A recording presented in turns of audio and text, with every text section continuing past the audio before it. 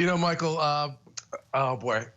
The first thing I have to say that I noticed was, did you see how Mr. Tumulty, who, like I said, is an excellent lawyer, he looked like he was jumping out of his skin. He was fidgeting. He was trying to, he wants to do the happy dance, the high five. This guy knows he just pulled a massive rabbit out of a very small hat. And interesting to me, he made an argument, he's a good lawyer. He made an argument that this judge apparently did this with some 46-year-old man who was charged with a first-degree aggravated sexual assault. But you know what the difference between that 46-year-old man was and this person? He wasn't a teacher. He didn't commit rape 246 times approximately. He didn't commit acts of official misconduct. He didn't father a child with a person who's 11 to 13 years old. And even that lawyer admitted that the judge was courageous in the other case to release the person. I'm curious, and I'm going to ask my team this. I'd like to go around the state of New Jersey right now, Michael, and I'm just saying this rhetorically because I know the answer, to see how many people are charged with a single act of aggravated sexual assault with somebody under the age of 13 who's getting released. Now, the defense lawyer made good arguments, and those arguments prevailed at the end of the day, but I'm not saying the judge made the wrong argument. It's a 1-1. It's the lowest you get. I'm just saying in most jurisdictions of most courts with a single act with one defendant, they'd be still in my opinion.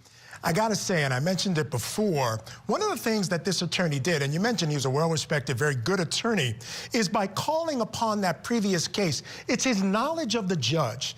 And we always preach this to young attorneys, get to know the judges you're in front of. He knew that this judge had a good result with, again, you pointed out the differences, but similar charged case, and he had a good result. And as a matter of fact, I think, if I'm not mistaken, Bob, it was a guy that he had represented. I think he was in front of him in that case. So with that goodwill, his background, this particular attorney's respect in the court, I think he played on all those things very well.